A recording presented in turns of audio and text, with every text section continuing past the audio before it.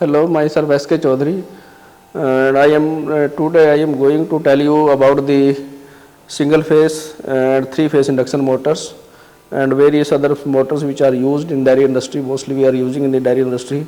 First of all, I will tell you what is the difference between the single phase and three phase induction motors. Okay. Now you see the winding. This is the stator of a three phase single phase induction motor, and this is the rotor of a induction motor, and this is a three phase induction motor, and this is the DC motor we are using. Okay. Now what is the constructional difference between this three phase and induction motor? Now basically in induction motors, whether it is a three phase induction motor or it is a single phase induction motor, there is no basic difference between the as far as construction is concerned. Now if the stator is say similar to for both the motors, whereas in rotor there is slightly difference. In a three phase induction motors, you see this is the rotor of a three phase induction motor and this is the rotor of a single phase induction motor. You see this is a squirrel cage rotor, the fans are there, this is the rotor part is there, these are the end rings are there, the similar end rings are here also. Okay, the bearings are there, end rings are there, these are the end rings which are also there in the difference is the only, you see this is a centrifugal switch. The centrifugal switch is used to insert the starting winding in the circuit when the motor we have to start off. Okay, whereas in this three phase induction motor there is no starting switch is there, or that is centrifugal switch is not there, because in a three phase induction motors the motor itself produced a starting torque, whereas in case of single phase induction motors the torque produced in a induction motor, single phase induction motor, is not a self starting torque, but it's a rotating torque only. It's a magnitude is changing, but it is not a rotating one. So to make the motor self start in a single phase induction motor, it's a big problem for us. So we have to make some changes in the induction motors, single phase induction motors. So this is we have in a single phase induction motor we have two types of winding. Two windings are there. Number one is the running winding and second is the starting winding. As the name indicates, the running winding is used for the continuous run of the motor, whereas the starting winding is used only for the starting purpose. So, and when the motor picks up speed, 80% of the rated speed, the centrifugal switch, the function of a centrifugal switch comes in picture, and it disconnects the starting winding from the circuit. And when it disconnects the starting winding is disconnected from the circuit, the motor will continue to run on the single phase winding, only single winding. Okay. Now when the motor is switched off and the speed is reduced to below the 80% of the rated speed, again the starting winding comes in the circuit of the motor. So this is the function of a centrifugal switch, and a capacitor is also used to have a phase difference between the magnetic field produced by the starting winding as well as the running winding, so that we can be able to produce a rotating torque one, which is not present if we are not using the starting winding. So depending upon the starting mechanism, different motors are available. If it is a capacitor start motor, so we can say it's a capacitor start induction run motor. If the capacitor is continuously remains in circuit, as in case of, you see this in ceiling fan, there is no centrifugal switch is there, but the circuit permanently remains in the circuit. So we can say this motor is the motor we are using in the centrifugal is ceiling fan as well as table fan. This is a capacitor start, capacitor run motors. Okay. So depending upon the capacity, different rating of capacitors we are using here. Now, whereas in case of three phase induction motor, you see, if you see the picture carefully, you see the different poles are there. We can visually say that it's a 4-pole motor, 1, 2, 3 and 4. We can say these are the 4-pole motors, and 4-pole motor, depending upon the pole, number of pole, the speed of the motor is determined, because the speed of a motor is Ns is equal to 120 F by P, where P is the number of pole and Ns is the synchronous speed of the field. Okay, so this is a 4-pole motor, and if you calculate the speed, synchronous speed, that is 4 pole is there, 50 frequency is 50 cycle per second, the speed will be 1500 rpm. Okay. Now you see here in this, in case of 3-phase induction motor, we cannot easily view the number of poles. We cannot use only by the, if you know the total number of slots and the pitch of the winding, only then we can say that this is how much number of poles are there and what is the speed of the. But on the plate itself, you see this is a plate is there. On the every motor have a connection plate, data plate is there. On the data plate, the speed, number of poles and other informations are, number of phases are also there. The other connections are, other information are will be available on the connection plate. So you see here are the 6 terminals are there, 1, 2, 3, 4, 5 and 6 terminals are taking out. Whereas in case of single phase induction motor, we are having only 4 terminals, or we are having 4 terminals only, whereas in case of 3-phase induction motor, we are having the 6 terminal. So these 6 terminals are there because we are having a 3 windings. Every winding has 2 terminals. So total number of terminals will be 6 terminal, and these 6 terminals are connected. The winding is connected either in star or in delta. When we connect the motor winding in star or delta, in star the input voltage which is we are feeding to this motor, that is reduced to 58%.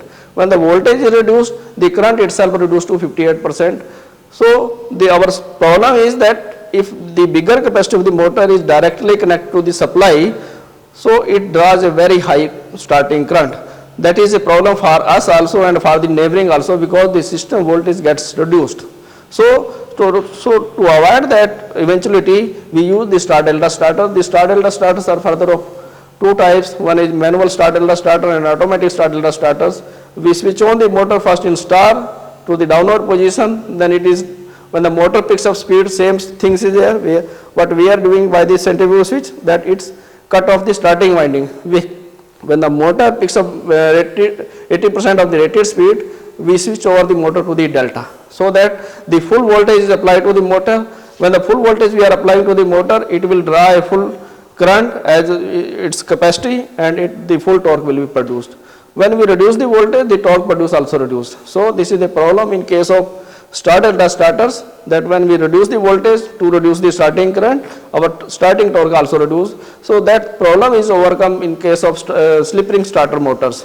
In a slip ring starter motor, the stator is feed to the already directly connected to the delta connection, but in the circuit of the rotor, we add the resistance. When we add the resistance in the starting, what happens? The starting torque is increased. So that is why this slip ring induction motors we are using in our refrigeration systems, ammonia plants, for chilling the products. We are using because it requires a high starting torque. In ammonia plant, from the starting, we require a high starting torque. So that is only possible in case of slip ring induction motor. That is why everywhere in the chilling plants or in the refrigeration plants, you will see that we are using the slip ring induction motors. And rest of the things are, you see, the parts are concerned. These are the end rings, okay, and this is the different cores. You see, if you see the core is there, the different slots are there. The slots are open type or semi-closed type. This is the semi-closed type slots are there. The similar slots are here also. The same slots will be in the stator. So basically stators, I will particularly say that in stators there is no basic difference between a single phase and a 3-phase induction motor. Stator, as far as stator is concerned, the difference is that if we are winding the stator for a 3-phase induction motor, we are putting the three windings, that is a 3-phase induction motor. If you are winding it for a single-phase induction motor, that is we are providing a single-phase winding, that is a single-phase motor. But the rotor is also almost the similar, only in a 3-phase induction motor, the centrifugal switch we are seeing here, that is absent in case of 3-phase induction motor, because this 3-phase induction motors produces it is a self-starting motor. There is no starting problem here. Okay. Now after that, this is a cut model of a DC motor. In a DC motor, we are using DC motors also. in a DC motor the armature is wound. The armature is wound here, and on the stator the number of poles are there, different poles are there. Okay. So the DC motors merely we are using in the dairy industry, we are not much, it is not in much use. So this is the, in a DC motor, the stator, this is the rotor, this is the end rings, these bearings arrangement is there. Of course, there is a bush arrangement is there, and you see there is a carbon brush arrangement is there to give the supply to the stators. Now the question is, what is a motor? What is a motor? The motor is a mechanism, motor is an instrument, which machine which can convert electrical energy into mechanical energy. This is a motor, means which can convert electrical energy into mechanical energy. We are feeding here, you see this is the connection plate is here, we are giving the electrical energy here, and we are getting the mechanical energy as a output. We are giving the input as electrical energy here, and we are getting the mechanical power as a output. So this is a motor. This is a motor. Now the question arises, what is a induction motor? Why its name is as a induction motors? Now you see, when we insert this rotor in this stator, the stator have no physical contact with the rotor, with the stator. The rotor have no physical contact with the stators. You see, we are feeding the electrical energy, we are connecting the electrical energy to the stator only. There is no electrical contact between the stator and rotor. There is no electrical contact is there. You see, now how the energy is transferred to this? We are giving the electrical energy here, and we are getting the electrical energy output here on the rotor, on the shaft of the motor. How it is possible? That is possible only due to induction. That is possible only due to induction. How it is? What is induction? We say, you see, when we connect, give the electrical supply, this coil, these are the 4 coils, they are connected in series or series depending upon the different poles are there. Okay. So when we give the electric supply, it will produce 4 poles, N, S, north and south, from the north and south, 4 poles are there. Okay. So the magnetic field will be formed here. Magnetic field will be formed here. Now this magnetic field will link with the, you see, the squirrel cage. Its full name is squirrel cage induction meter. Squirrel cage. What is this squirrel? You see, you know the, what is a squirrel? Squirrel is, there is a squirrel cage is there. On the body of the squirrel also, the cages are there. That's why its name is squirrel cage induction motor. You see, these are the cage. Now you see, the aluminum bars are inserted here. Aluminum bars are inserted here in all the slots. These are the different slots are there. Aluminum bars is inserted here, and these aluminum bars are short circuited with these 2 end rings. With these 2 end rings, the aluminum bars are short circuited. Now the aluminum bars are short circuited here. Now it's a Faraday's law of electromagnetic induction. It's a name of a scientist. Okay. What he says, that when a short circuit coil is placed in a magnetic field, changing magnetic field, the EMF will induced in that coil. That is due to induction. That is due to induction, because we are not having any electrical contact with the stator, and we are transferring the power. So that's why its name is induction motor. This is a 3-phase DOL starter, that is direct online starters. And the question arises, why we need starters? Okay. Now the starter is, as we know, the word start is there, that is used to run the motor. Now we can, without the starter, we can run this motor also with the main switch on direct only, but the starters plays an important role for the safe and smooth running of the induction motors or for the motors. This starter is saves the motor from the overloading, single phasing. Okay, and when we switch on the motor directly with the main switch, either of the 3 phase may be missing. So when there is a phase missing is there, that is known as a single phasing is there, the motor may burn out. So this starters, or when the motor is in running position, the motor may have a single phasing, 1 phase may be out of order. So the motor will continue to run on the 2 phases itself, and with the passage of time, with because the motor will start drawing overcurrent from the 2 phases, so the motor may burn out. So to avoid that, the overload relays are there that will switch off the motor. That is, I will show you the different parts of the starters is there.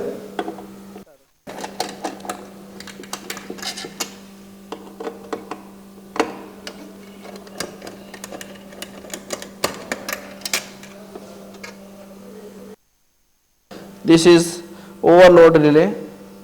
Okay, this is overload adjuster. We can adjust the setting of this pointer here. We can adjust according to the capacity of the motor. Okay, for higher capacity we can increase the current rating. Okay, when I press this off switch, you see there is a movement in the downward also there, and this both of these two, there is a movement in there. When I press the switch, that will press this button. You see, when I press it, the motor starts working. You see, the motor starts working. Okay, when I press this off button, the movement is there in the pressing. Okay, that will press this off switch. You see, there is a movement in the no volt coil. The plunger, when I press it, the plunger is moved upside. So when it moves upside, there is a with the help of these connection plates, you see, the three-phase supply is going to the motor, and when I press it, the plunger come back to with the help of spring tension here. So this is a three-phase dual starter, and this starter is used up to 5 HP. Now up to now we have studied about the direct online starter. Now the question arises, why we need this dual star delta starters. As we know that when the motor is started up in this ring, in the starting, it will draws 5 to 7 times current, higher current than the full load current. Okay, when the capacity of the motor increases, it will draws very high current, and due to when we draw very high current from the supply system, the system voltage gets reduced, and simultaneously in dairy industry we are having so number of instruments which are very sensitive to the voltage, fluctuation to the voltage, that will get trips. So to avoid that, so we are using the DOL starters. When the capacity of the motor increase beyond 5 HP up to 15 HP, we are using this dual starter. Now the dual starter are further of two types, the manual dual starter and automatic dual starter. Now in a dual starters we have 3 positions. You see, this is a star position here. In the center it is O, that is off position, and it is delta position here, that is a delta AC. Okay, when we press it into, now the sequence of operation is, first we start the motor in the star, so that the voltage connecting to this motor is reduced to 58%. When we reduce the voltage, the current run from the motor is from the starting will automatically reduce to 58%. So when the current is reduced to 58%, that will not hamper our system voltage. Okay. Now you see here the different parts. As in case of dual starter, this is your NVC coil, the overload relay is there, and current adjuster is there. Okay. Now the missing is on-off switches. In the previous case, there is 2 switches are red and green button are there, but here only the off switch is there. The green button is completely missing, because in place of green button we are having the handle, we are having the starting handle. So the first, you see, the main thing is, you see, here is a copper strip is there, which is short circuit the 3 winding of the motor, which short circuit the 3 winding of the motor to connect the motor in the starting winding. Okay, this motor is having the 6 terminal. Okay, now the 6 terminal, 3 are the starting terminal and 3 are the finishing terminals. Now we can say that the A1, A2, A1, B1 and C1 are the starting terminal or finishing terminal, whatever notation we may take, and A2, B2 and C2 are the finishing terminals. Okay, now you see, these are the one starting terminal and one finishing terminal, and one starting terminal and one finishing terminal, one starting and one finishing terminal are connected here. Generally this is A1, this is B2, B1, C2, this is C1, A2. In this fashion these terminals are connected, so that we can connect the motor in the star. After that, when the motor picks up 80% of the rated speed, we may connect to the delta position. Now I may start this motor in star position first. You see, the motor is running in star condition. Now I switch over to delta. Now the motor will remain in this. The motor will remain in the delta position and it will continue to run. Now to switch off the motor, I press this button. You see this in the same fashion in the off switch in the dual starter. This knob will, when I press this knob will press this button. This strip will press, and supply going to the no volt coil is switch off, and the motor will be switch off, and the handle will come back in the off position. The handle will come back to the off position. So this is a working of a dual star and this star delta starters.